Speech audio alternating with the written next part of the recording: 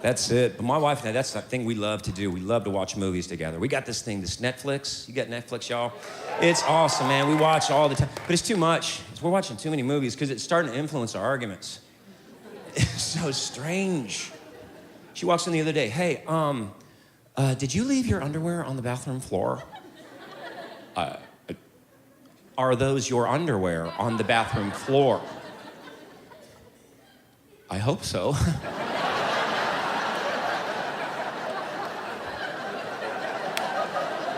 That's a whole other conversation we need to have if it is. I want to know, did you leave her? What do you want from me? I want the truth. You can't handle the truth. Honey, we live in a world where men leave their underwear on the bathroom floor, and those underwear have to be picked up. Who's gonna do it? You, the kids? I have a greater responsibility than you can possibly fathom. You weep over my Hanes. You curse my Fruit of the Looms. You have that luxury. You have the luxury of not knowing what I know, that my laziness, while tragic, probably saved lives.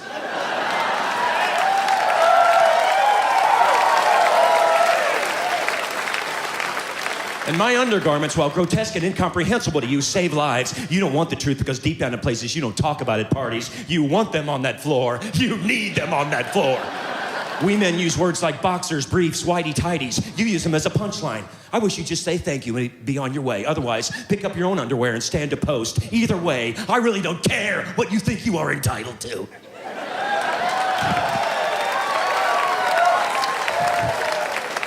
Did you leave? You're darn right I did! Well, pick them up. Okay. That's how we do it. 1 foot boot. Now, guys.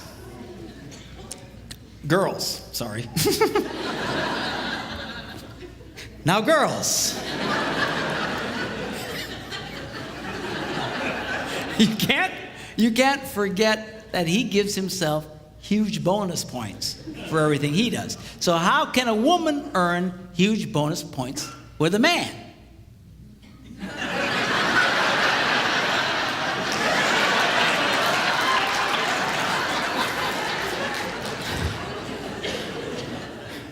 So sex is a great way to earn great bonus points with a man.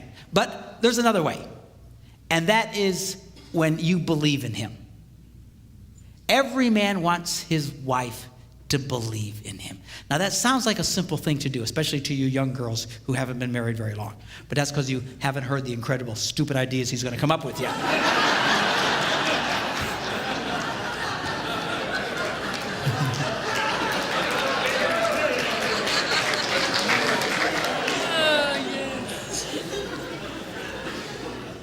And a lot of women, they feel it's their God-given responsibility to try and keep their husbands humble or something, because he'll come up with this idea and they respond, that's stupid. Oh, that'll never work. You could never do that. And they don't realize when you talk to a man like that, you are doing incredible damage to him and to your relationship with him. Men, if you have not figured this out yet, men have very, very fragile egos. We just do. We might look like tough guys on the outside, but we're girly men on the inside because we can't handle that kind of, rejection and all that kind of stuff and criticism. Most men don't handle very well.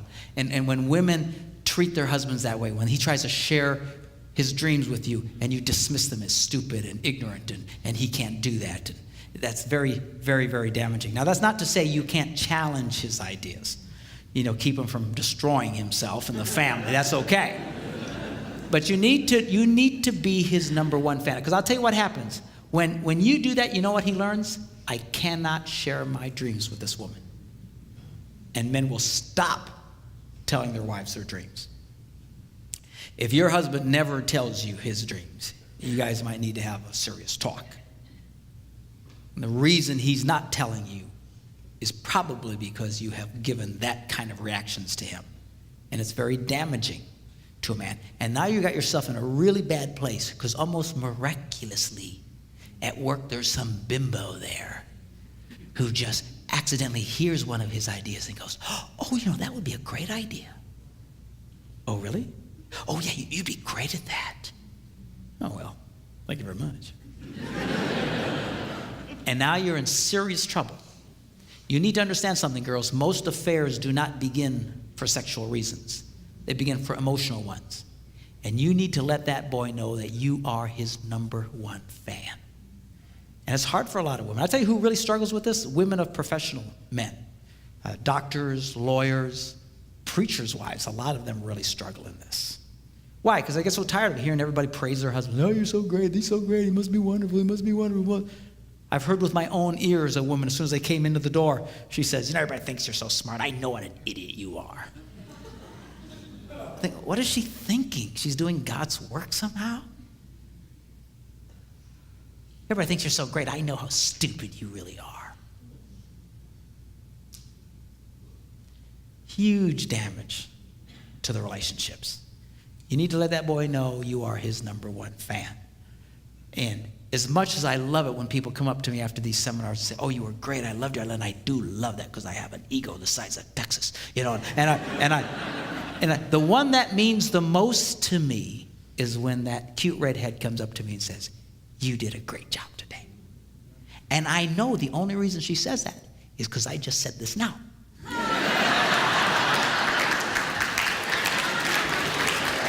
And I don't care.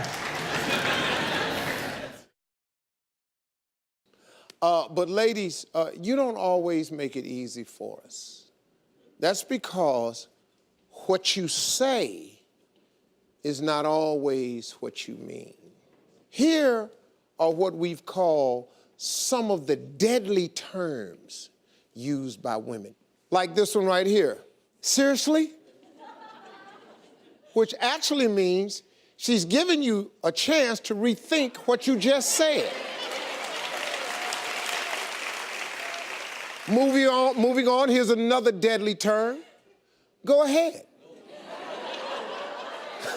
This is a dare, not permission. This just a damn dare. Whatever it is, don't do it. Whatever it is, go ahead. Go ahead. No, go ahead. Don't do it. What about this one right here? Here's a good one. Maybe. What that actually means is, hell no. You want to go over to my mother's house? Maybe. All right, how about this one right here? That's okay. She's thinking long and hard on how and when you'll pay for your mistake. That's what that is. That's okay. Then there's this single word right here. Whatever. This is a woman's way of saying, screw you.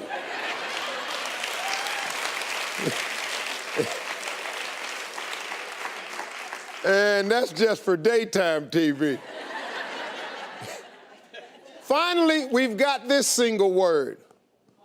Wow. Trust and believe this is not a compliment. She's simply amazed that one person could be so damn stupid. Wow. All right, so be careful with the scores. Now what do you do? What do you do if the scores get so unbalanced and everything gets so out of whack? Well, then you got to do number 2. You need to learn how to keep the reset button handy. Now, when my son Philip was a little boy, I used to be a video game addict. And I loved to play video games. And I would play for hours.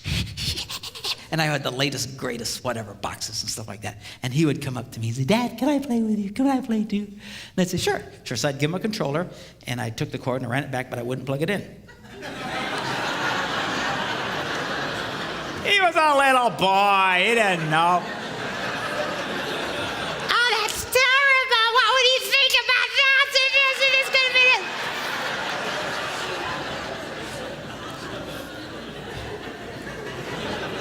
He's just a little boy. He was thrilled. He got to have a controller in his hand. And we would play for hours just laughing and giggling and having a great time. But it did dawn on his brain at some point that something was amiss. And he said to me one day, he says, Dad. I said, yeah. He goes, I think my controller's busted. I said, what makes you say that? He goes, it's not responding. Responding? Oh. He's pretty impressed. He obviously had been listening to us talk, and I followed I said, oh, it's not plugged in. How did that happen?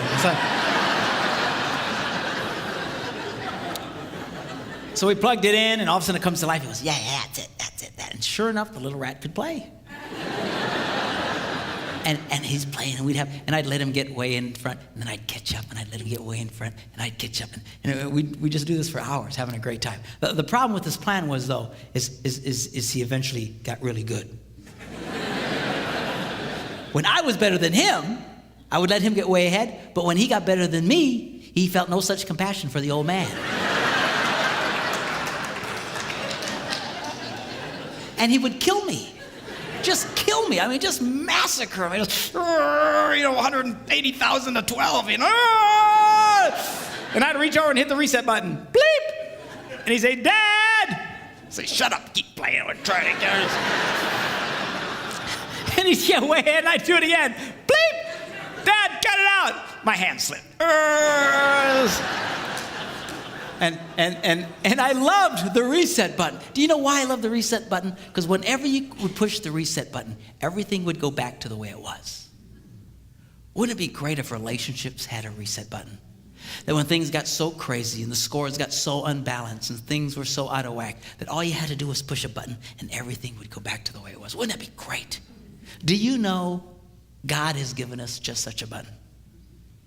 Some years ago, I was in Phoenix, Arizona. And this is, in the early 70s when the dinosaurs still roamed the earth. And very young man, I was part of a revival meeting. You ever been in a revival meeting?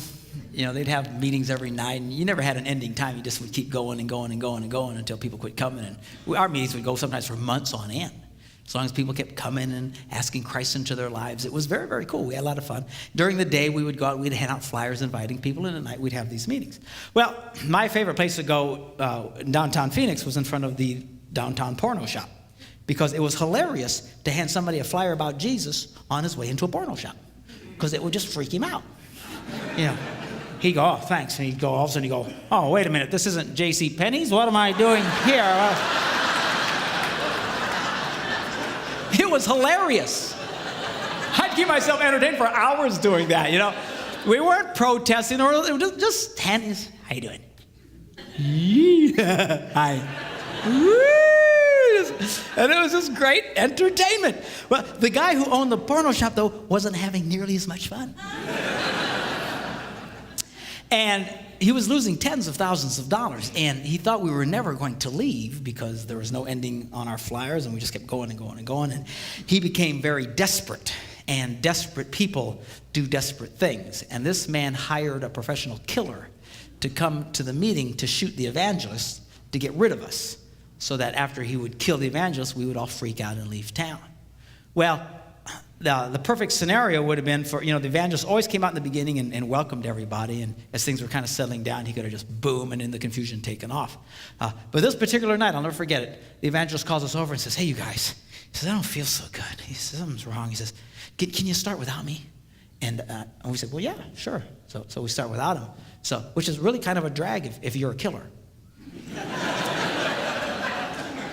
Because, revival meetings don't exactly go with your mojo. You're trying to get the nerve up to shoot somebody, and now you're stuck in a revival meeting. Well, now he's got to play along, right? He's got to fake it. So he's singing along, la la la la la la la la la la la la, and we start singing the song. Give me that old time religion, give me that old time religion, give me that old time religion. It's good enough for me. And we're swinging it. All of a sudden we stop and say, now hold on a minute. We're going to sing this next verse, and this verse goes, makes me love everybody. And when we sing makes me love everybody, I want everybody over here to come over here and hug everybody over here, and everybody over here to stand up and go hug everybody. I want you to hug as many people as you can. So we start singing. Now this professional killer is being accosted by all kinds of people. They're all hugging on him. Hey, man, good to see you. God bless you. Hey, praise the Lord. Man, everyone's hugging on him. He's getting more hugs than he's been hugged since he was a baby, I'm sure. His mama probably never hugged him, And he's like, he's got to fake it, right? He's got to hug everybody. And then we all sat down, and then people got up and started sharing testimonies. You remember testimony services? People get up and talk about how God had changed their lives. And we had some pretty dramatic stories of people who were drug addicts or, whatever their deal was, and how when they asked Christ into their lives, how God totally changed their lives around. And they got tears running down their cheeks while smiling at the same time. Kind of like the weather in Phoenix.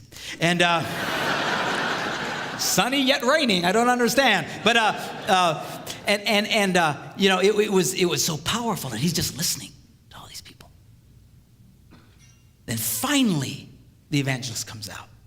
And by this time, the guy is frozen. He cannot act. He's in a state of shock.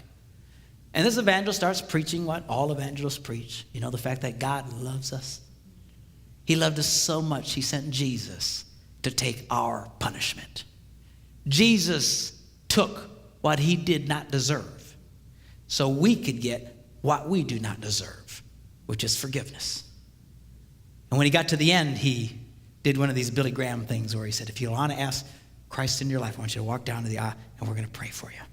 About 150 people stood up and came down to the front. And in the midst of this group of people came this professional killer. And when he got up there, he fell on his knees.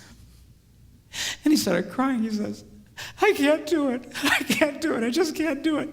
And the counselor next to him said, sure you can.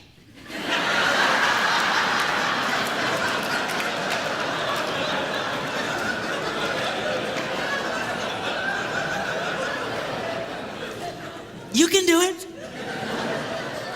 I want you to know, God wants you to do it. And he's going, no, you don't understand. You don't understand. And he pulls out the loaded weapon and hands it to him. And that's how we found out the story of how this guy came to kill somebody, but instead had his life dramatically impacted by the love of God.